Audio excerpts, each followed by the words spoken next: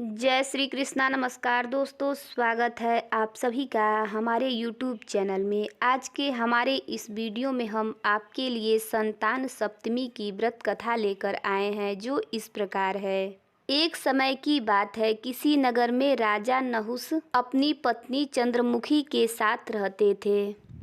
रानी चंद्रमुखी संतान न होने के कारण बहुत दुखी थी। उसी नगर में एक ब्राह्मण विष्णुगुप्त अपनी पत्नी भद्रमुखी के साथ रहता था। रानी और ब्राह्मणी दोनों में गहरी मित्रता थी। एक दिन वो दोनों सरयू नदी के किनारे गई तो वहां उन्होंने कुछ महिलाओं को देखा जो सरयू नदी के किनारे एक पेड़ के नीचे भोलेनाथ और माता पार्वती की मूर्ति स्थापित कर उनकी पूजा अर्चना कर रही थी। उन्होंने उन महिलाओं से पूछा, ये तुम क्या कर रही हो? तब उन महिलाओं ने संतान सप्तमी के व्रत की महिमा रानी और ब्राह्मणी को बता दी। उन दोनों ने यह व्रत करने का संकल्प लिया और अपने घर वापस आ गई। तब से ब्राह्मणी लगातार संतान सप्तमी का व्रत करती रही, परंतु रानी चंद्रमुखी कभी व्रत करती तो कभी वह व्रत करना भूल जाती। कुछ समय बाद उन दोनों की मृत्यु हो गई। अगले जन्म में रानी ने बंदरिया की और ब्राह्मणी ने मुर्गी की योनि में जन्म लिया। ब्राह्मणी को तब भी संतान सप्तमी के व्रत की महिमा याद रही और वह लगातार भोलेनाथ और माता पार्वती की मन ही मन उपासना करती रही और व्रत करती रही। वहीं बंदरिया के रूप में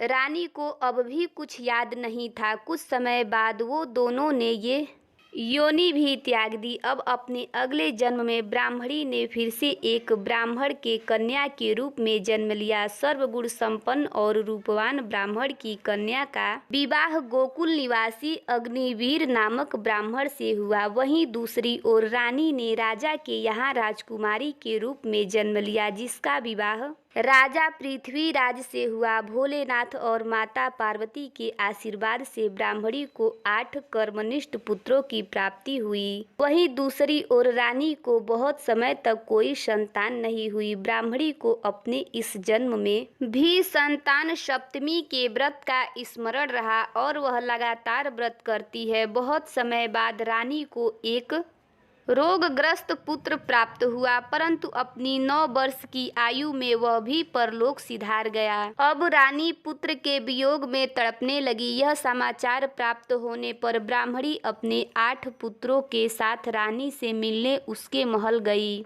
वहां ब्राह्मणी के 8 पुत्रों को देखकर रानी को बहुत ईर्ष्या हुई। उसने उन्हें मारने की योजना बनाई। एक दिन उसने ब्राह्मणी के 8 पुत्रों को भोजन पर बुलाया और विष मिला हुआ भोजन उन्हें खिला दिया, परंतु भोलेनाथ की कृपा से और संतान सप्तमी के व्रत के प्रभाव से ब्राह्मणी के 8 पुत्रों को कुछ भी नहीं हुआ। ये देखकर रानी ईर्ष्या की अग्नि में और भी जलने लगी और उसने सिपाहियों से कहकर ब्राह्मणी के 8 पुत्रों को यमुना नदी में फेंकवा दिया।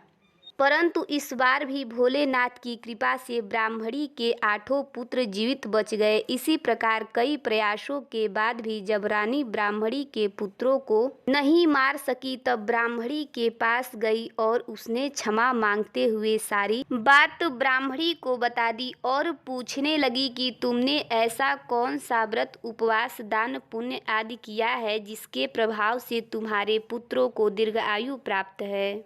यह सुनकर ब्राह्मणी ने रानी को संतान सप्तमी के व्रत की महिमा बता दी और साथ अपने पूर्व जन्मों की कहानी भी बताई और कहने लगी, मुझे लगता कि तुम्हारे संतान सप्तमी के व्रत के संकल्प लेने और व्रत ना करने की वजह से तुम्हें संतान प्राप्त नहीं हो रही है। इसलिए अब तुम भोलेनाथ और माता पार्वती से प्रार्थना करो और संतान सप्तमी के व्रत का नियम से पालन करो। भोलेनाथ की कृपा से तुम्हारा यह दुख दूर हो जाएगा। ब्राह्मणी की बात सुनकर रानी ने ऐसा ही किया। व्रत के प्रभाव से भोलेनाथ और माता पार्वती के आशीर्वाद से रानी को संतान सुख प्राप्त हुआ। उसे एक पुत्र रत्न की प्राप्ति हुई और रानी ने सर्व सुखों को प्राप्त किया। हे भोलेनाथ, माता पार्वती, इस कथा को कहते, सुनते और हुकार भरते सब पर कृपा करना।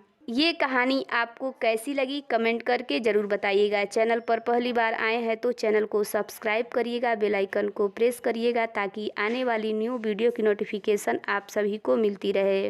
वीडियो अच्छा लगे तो वीडियो को लाइक और ज़्यादा से ज़्यादा शेयर करिएगा। जय श्री कृष्णा।